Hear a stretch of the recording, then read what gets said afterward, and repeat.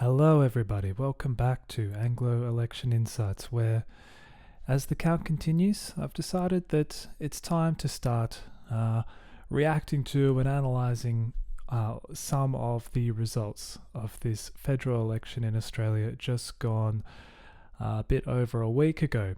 So, what I thought I might do today is explore the 10 most surprising seats in terms of results. And it doesn't necessarily mean seats flipped, but just surprises in terms of maybe the primary votes or the swings or who made the count, whatever it is. But for me, this is the top 10. It's not in like a particular order necessarily. You guys can debate in the comments whether or not the order is kind of correct, with 10 being the least surprising and 1 being the most surprising. And you can let me know if there was anything else that I've missed. I can still see in some electorates like Cornwall, they're still trying to work out, who's going to make the count, and it's still not entirely clear in places like Grey and Fisher. So there might still be surprises to come, but for now, this is my top 10 most surprising results in the 2025 Australian election. So we're going to kick it off, and we are going to start with the Mid-North Coast electorate of Kalpa. Alright, so leading up to the election, I had decided reasonably early on that the coalition were in enough trouble that they were probably going to lose Kalpa to the Climate 200 backed independent Kaz Heiser. Only thing is, she didn't win. And in fact, the Nats actually achieved a slight swing towards them despite losing a little bit of primary vote, while Kaz Heiser managed a swing of 3.1% on primaries. So what happened? She was a really good candidate. She had run before, she was well resourced, she was well known amongst the community. Well, we'll have a look at the results, and you can see that it's very mixed. The Nats improving in some of the more outlying towns and rural locations, seemingly holding their own in places like Coffs Harbour. Swings against perhaps in places like Port Macquarie, depending on the booth.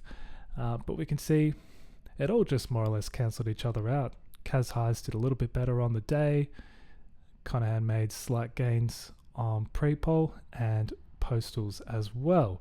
And if we have a look at the map, you can see that Conahan's still winning the major pre-poll booths in the Coffs Harbour area. We can see here this one took quite a few votes, and he was able to win it, just by about 1%. And same here with this one, a little bit further south, slight swing towards him, whereas on the day it was a slightly different story. Really big swing towards him in Southwest Rocks. Not really sure if there was a local issue there or something. Kempsey I flagged as maybe that was going to be a point of strength with crime, but not particularly. Swing against on the pre-poll. And then down in Port Macquarie, quite mixed. You've got significant swings against Conahan on the more kind of oceanfront area. This is where it's a little bit more sort of ritzy, but then you go back into more like the industrial area of town, and Conahan actually gets a swing to him. So you can see there wasn't definitive movement, and I've been wondering since the election whether or not crime played a part, or whether or not the local factor of the forestry industry, which Climate 200 are sort of more keen to shut down, but it's an important local employer to the region, and a sort of important part of their local economy. And I wonder if that might have actually been the sleeper issue that ultimately defined the result in this seat. Okay, so our next seat that we're going to go to is the Melbourne Bayside seat of Goldstein, which Tim Wilson was able to win for the Liberals after being turfed out by Climate 200 candidate Zoe Daniel in 2022. Now, I had thought that if the Liberals had a decent election, they were definitely a chance in both of the Melbourne Teal seats. But given the night they had, if you had told me that they were only going to win, 41, 42, 43 seats, I certainly wouldn't have had Goldstein amongst them. This was a particularly good result for them in light of the swing against them in terms of two-party preferred nationally with Labor. So again, if we have a look here at the results, it's a little bit hard because we don't get swings based on the last election. The redistribution makes it a bit tricky in some of these booths. But if we go perhaps to the map, it becomes a little bit clearer. What seems to have happened is that in areas like Brighton, a little bit further north of the electorate, just going off the raw figures, you can see Daniel's vote has decreased and Tim Wilson has surged up almost 5% there at the Brighton pre-poll, for example. Again, if we go to a place like Caulfield, Daniel's vote has deserted her and Tim Wilson has surged up, almost a double figure swing. So I wonder if perhaps the Jewish vote has really helped him here. And again, if we look at what's happened in the postals, they broke sort of 60%, just about, or a little bit more than 60% to Tim Wilson. And that was a big feature of the late count where Zoe Daniel appeared to be ahead on the night and she even claimed victory. But then, these postals have really delivered it for Tim Wilson, and there's quite a number of them, nearly 20,000 postals in total. So one of the more surprising results on the night for sure. Okay, next up, number 8. I'm dividing this between Lingiari and Solomon. Now, we had known, or not known, but we'd projected that it was likely that there would be a swing to the coalition in the seat of Solomon, just looking at the territory results where there had been massive double-digit swings against Labor throughout the Darwin and Palmerston areas.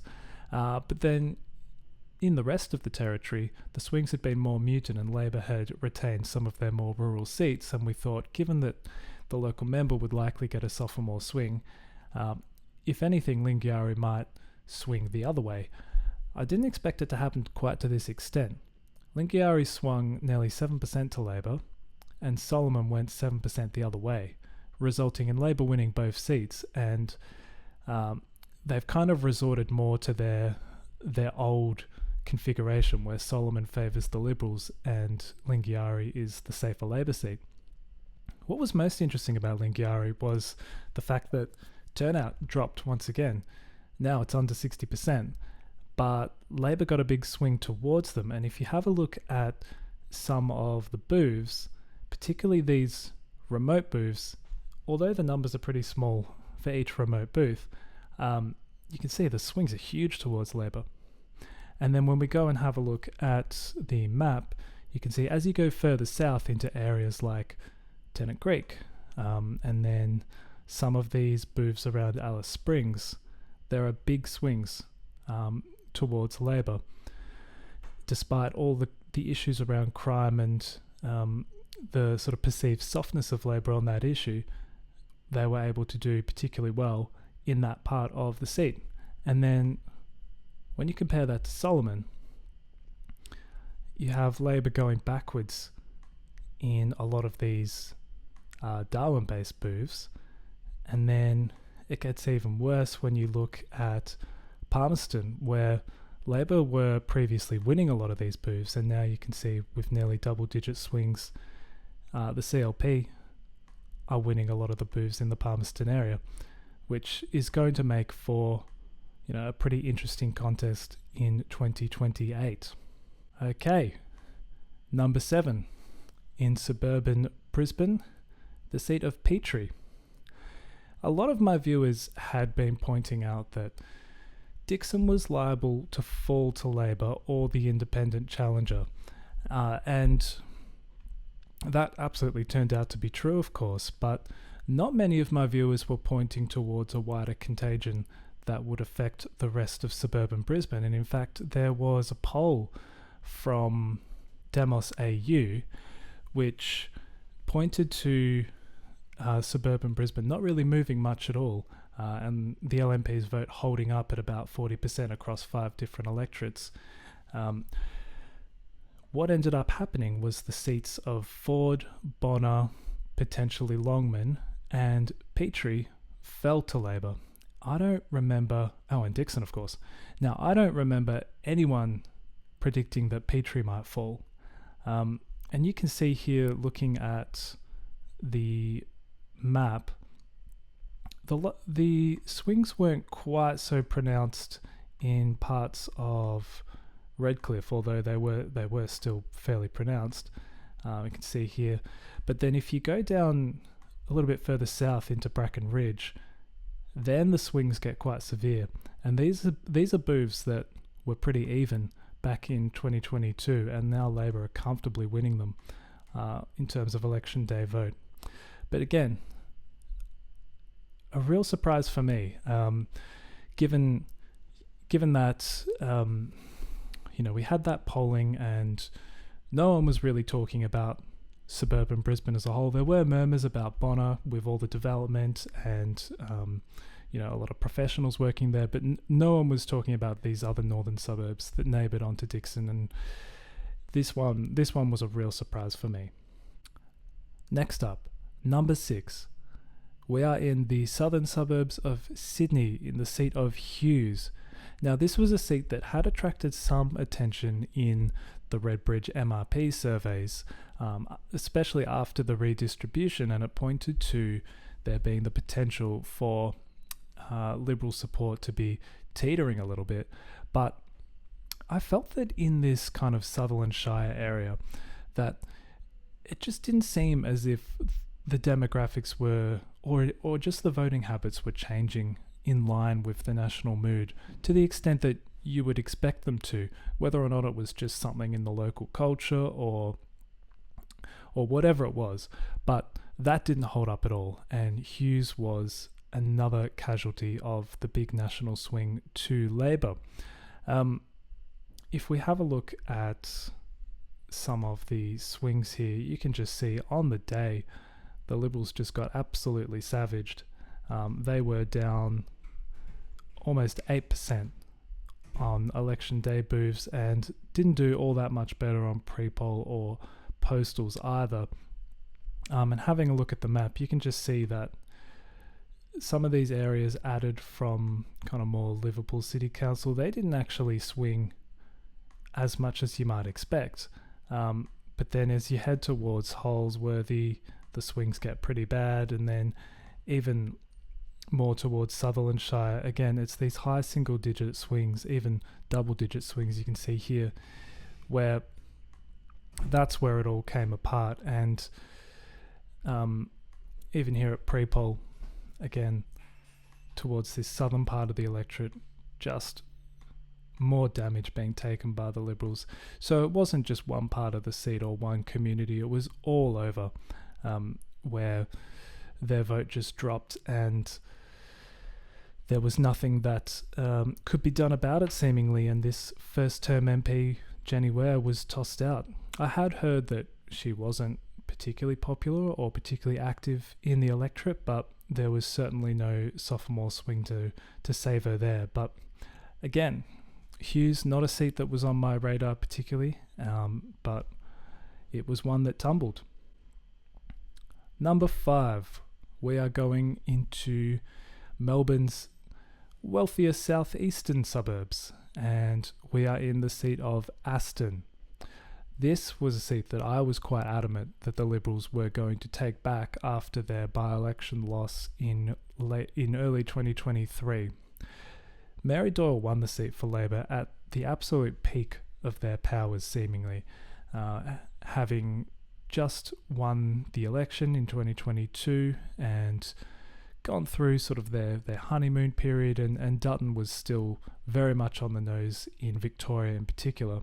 And Alan Tudge, the previous Liberal member, had gone out with a rather bad personal scandal following him. But as we can see here, the Liberals didn't get any kind of swing towards them at all. And in fact, if you go from the 2022 result, it was a significant swing away from them. The Liberal vote collapsing under 40% and Labor's surging up to about 37.5%. Green's quite steady, interestingly enough, and nothing really of note from the minor parties. If we have a look at the swings, you can see it was pretty much all across the electorate. But what struck me about the booth map, once this one loads, there we go. So typically in this seat, Labor has increasingly started doing well in the Bayswater, Boronia area and down towards Ferntree Gully particularly. But they're now winning some of the booths in the Rowville and Scoresby area, which is something that they never used to do. You could see that a big swing against the Liberals in Rowville, but these election day booths actually being won by Labor, which that's quite significant, and that actually has implications at the state level. And even here, the swings weren't actually quite as bad here, but this kind of wealthier, more perhaps a little bit more affluent sort of part of the electorate swinging the hardest against the Liberals. I don't know exactly where the Chinese Australian community is more concentrated in this electorate, but where the swings are biggest is possibly pointing to that. Just a big shock for me, this one. I really thought that the Liberals were in a much better position coming into this federal election than they were coming into the by-election, but they've achieved pretty much the same result. So a real shocker for me.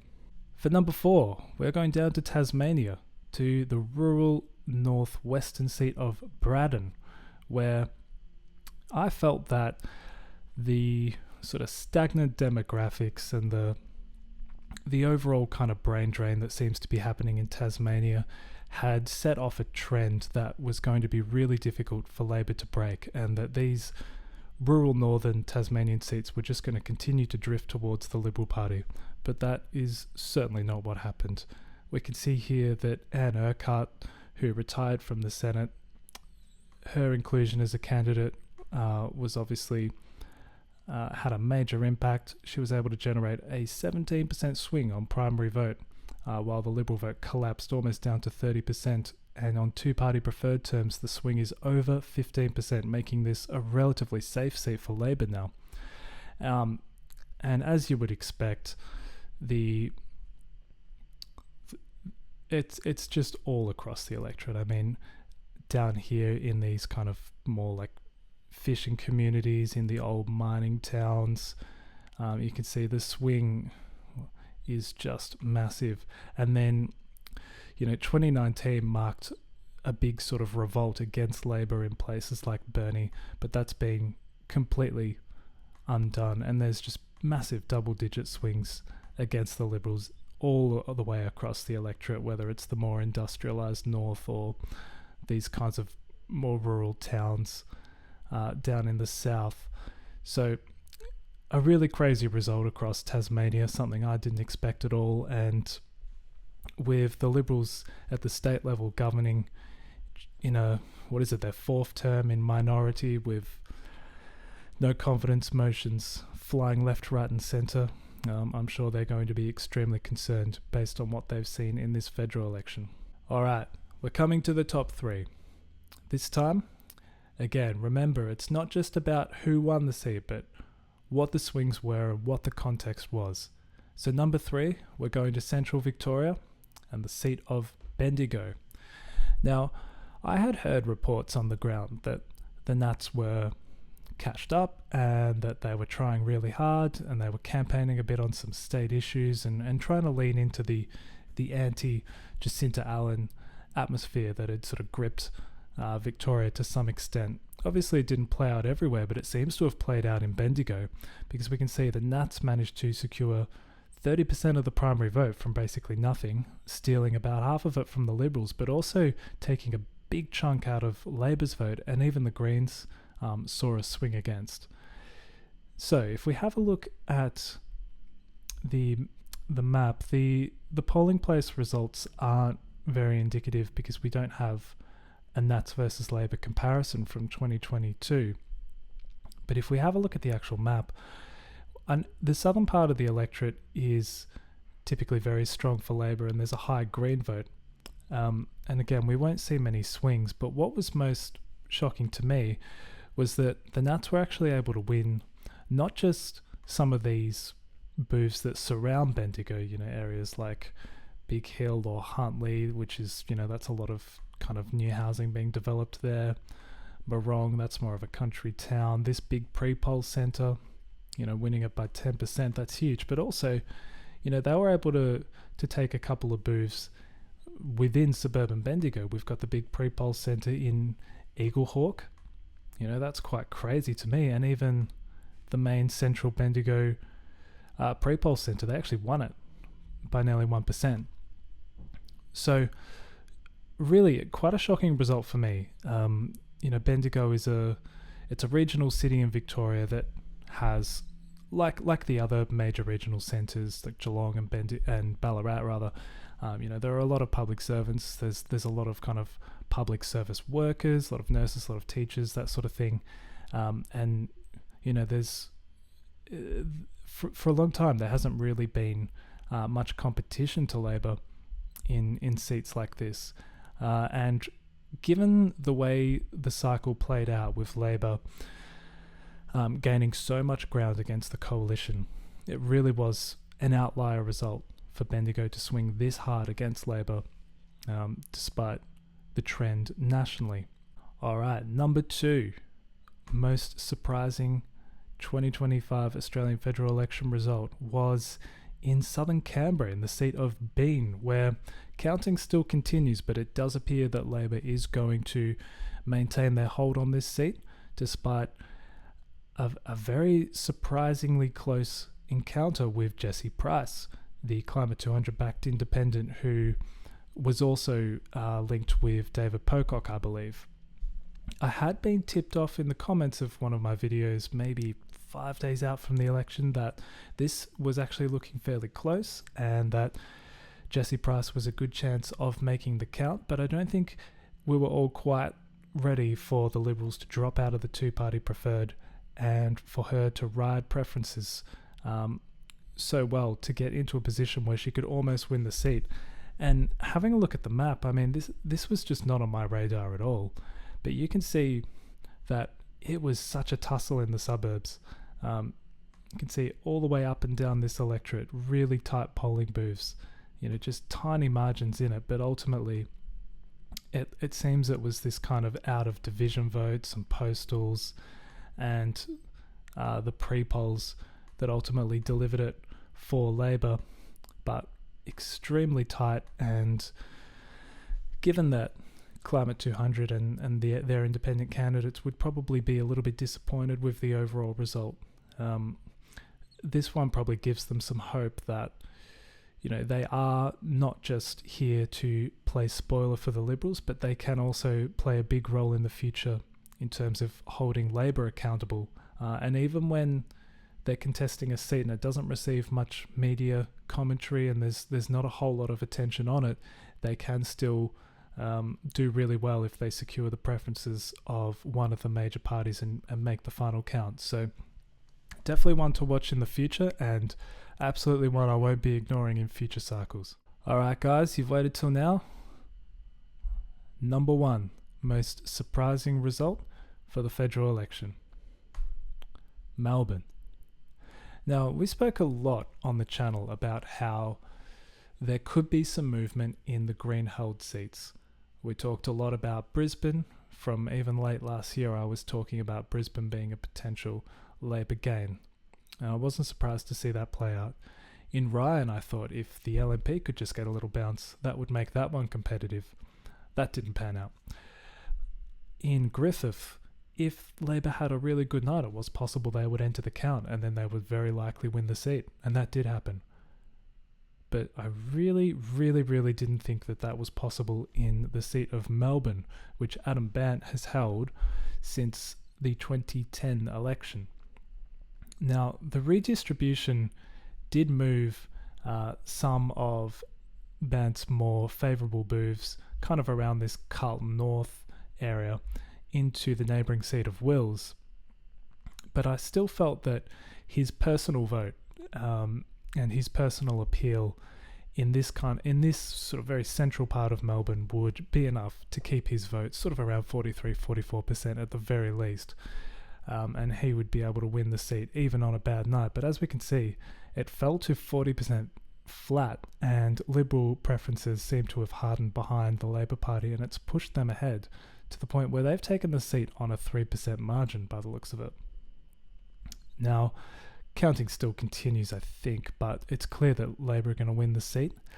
And unlike the other seats, there were some swings against the Greens, but it was mostly swings to Labor that accounted for seats like Griffith or even McNamara or Wills and Richmond that kept the Greens from gaining those seats. But here we can see Bant's primary is down nearly 6%. This was a rebuke of the Greens. Now, I thought, as I've said, there were some seats where maybe people sort of moving in and out, and the relationship between the Liberal and the Labor vote might be such that it could make certain seats more competitive, or it could disadvantage or advantage the Greens. But here it really seems that Adam Bant's been punished for the way he's done politics over the course of Labor's first term in government. And you can see, interestingly, the northern end of the electorate, this is really sort of Greens' heartland. But at this kind of more southern eastern end in Richmond, there were it seems that there were big swings to Labor. You can see Bant's primary down 7%, and Labor actually kind of winning that booth just on primary. And that was repeated at the pre-polls as well. Adam Bant down 10% on this booth just about, and Labor up sort of nearly 7% there. So turns out that redistribution probably had an outsized impact, and had it not happened, Bant would almost certainly have kept the seat. But even at the state level, that has implications for state seats like Richmond, like Albert Park, and possibly even some of these seats, kind of like Preston or Pascoe Vale, in terms of Green targets. And it seems to have set sort of a dividing line between the Greens and the Labor Party, where taking into account the Param by-election, maybe the Greens are going to be a bit less competitive in this part of Melbourne, this inner southeast, but they're going to be a little bit more dominant in this kind of inner northern part of Melbourne. But regardless, this was a shock, and it's sending shockwaves through the Greens party, and I think it's going to result in them doing politics very differently. Alright, well, thanks everybody for watching this video. If you got this far, please like the video. If you enjoyed it, please subscribe to the channel and continue to support my work in between election cycles if you enjoy the content and you want to see more political analysis across the Anglosphere, I should say. Thanks again, and I will see you guys in the next video. Bye for now.